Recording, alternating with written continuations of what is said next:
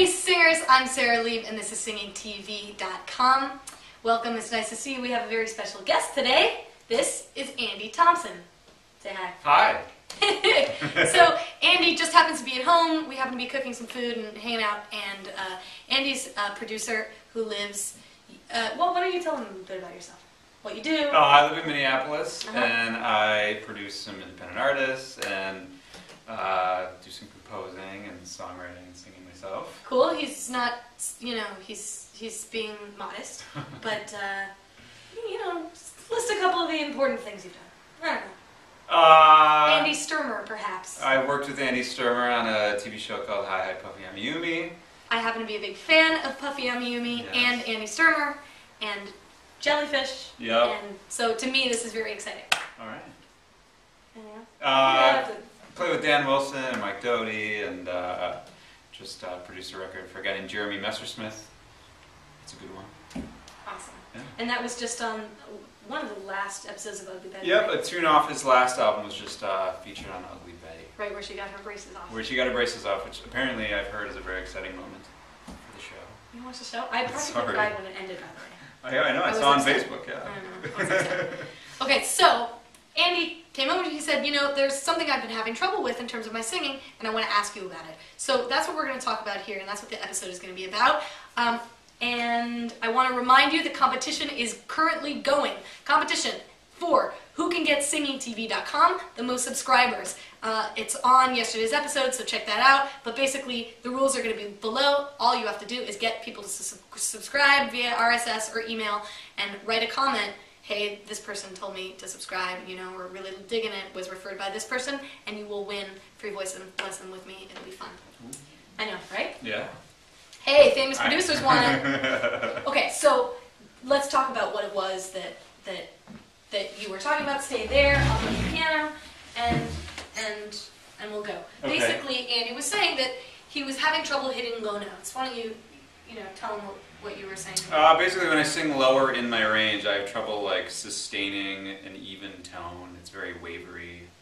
So I find myself singing high to just as a crutch, kind of. Okay, so here's what I'm going to say. You can stand now. Okay. And I think the answer, we can move this out of the way, I think the answer that I'm going to give you is going to be like, you're going to be like, oh, okay, great, thanks. But here's the real thing. How much actual practicing of your singing do you do? Close to none. Right. And I knew that was going to be the answer, and that's why I asked. Okay. Because I know what Andy does, and I know what he does for a living, and I know that you're like, you know, sort of a studio rat, as opposed to, oh, I'm going to practice my singing and blah, blah, blah, because when you get into something like that, you know, it takes hours and hours, and you're editing, and you're doing all that kind of stuff all the time, not spending time every day practicing. Yeah. So, what I would say is actually the most important thing about being able to maintain those notes and being able to sustain longer tones, like you were saying, is actually practicing. What that means is doing warm-ups. We've got warm-ups on Singing TV. You can see right up there, under warm-ups. That's something I'll tell you after the show we'll talk about. Okay. Are those warm-ups, and those are what I would start with. But in terms of for holding out notes, what I would do is practice this. And this isn't not the first thing that you would do for holding these tones, but after you do your regular warm-ups, I would do these long tones. So you've got this, your range, you were about here. And I would basically just take those same notes. Now, Andy's not warm, nor am I, because we haven't been singing today. It's nighttime, it's a Sunday, and we've just been kind of hanging and making food. But, so ordinarily you'd be more warm than you are now when you were singing this? Does that make sense? Yeah. Okay. So, I would actually just sing,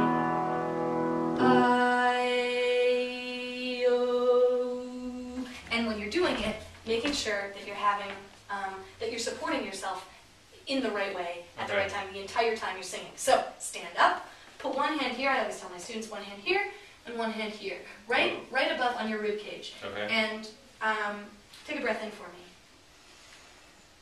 And out. Okay, well, so that's one of your problems. One more. Okay, so you can see Andy's, just keep breathing. Breathe through your mouth. There you go.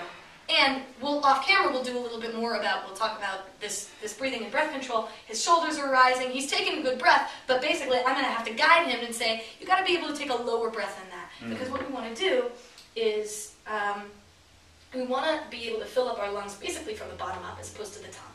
Why? We need to be able to control the air that's coming out.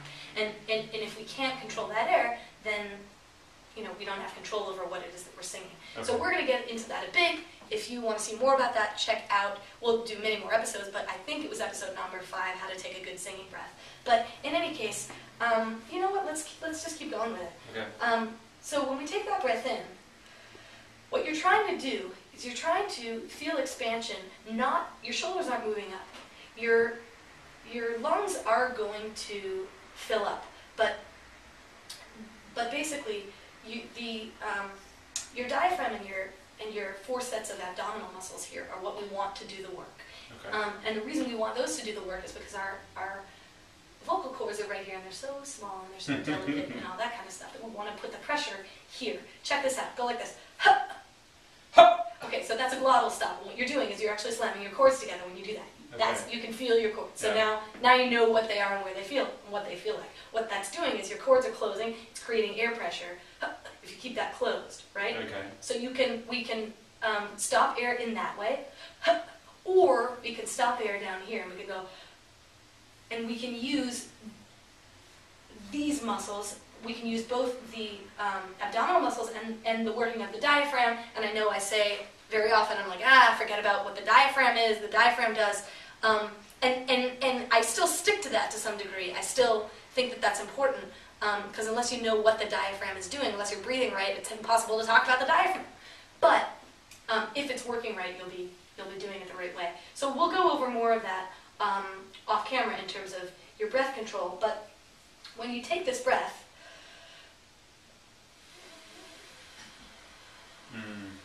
and you let it out, what you're going to be seeing is when you're breathing in, the diaphragm is pushing down, and it's allowing, it's making space for, and as are your organs, are moving out, allowing your rib cage to expand and the rib cage to move, literally move, to make room for the bottom of the lungs. So you can feel on me, here, here, and you can feel on me when I breathe what's going to happen. So off camera, we'll go over quite a bit more about that. Okay. Maybe we'll do another lesson, maybe a live lesson with singing voice. But for now, what I would say is the most going to be a helpful exercise is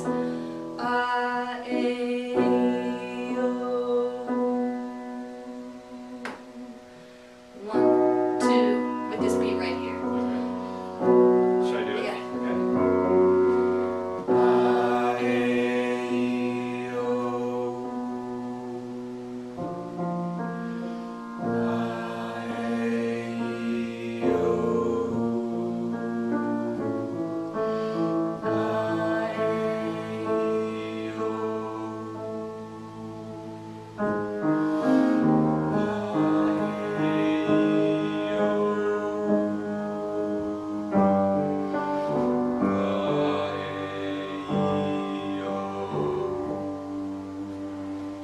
So I actually think that, I happen to know, like, Andy has perfect pitch, he's brilliant, I was, just a few minutes ago before we started taping, I said something, and he was like, oh yeah, I played that A, and I was like, do you have perfect pitch?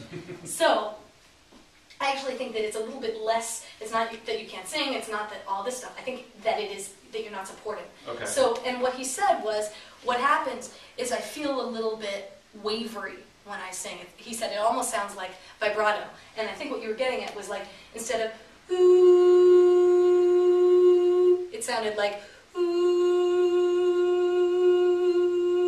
So that's down here. That's a support thing, exactly. Now, in your case, in other cases, who knows, right? But in your case, yeah. Okay. So let's try taking this breath again, and the way that you're going to be able to practice this breath, and as you were singing, you were beginning to do it, but not quite. Is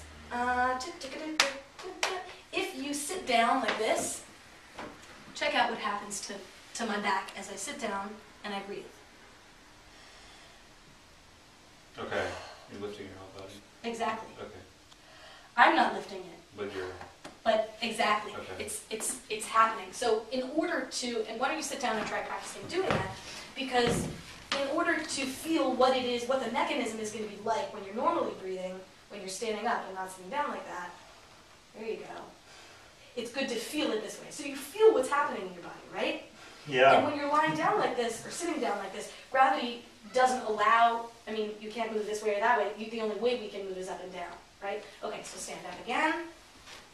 And it's just going to take a little practice. The reason I say to keep your hands here is because I really want you to, the breathing needs to become so second nature that eventually you won't even be thinking about it.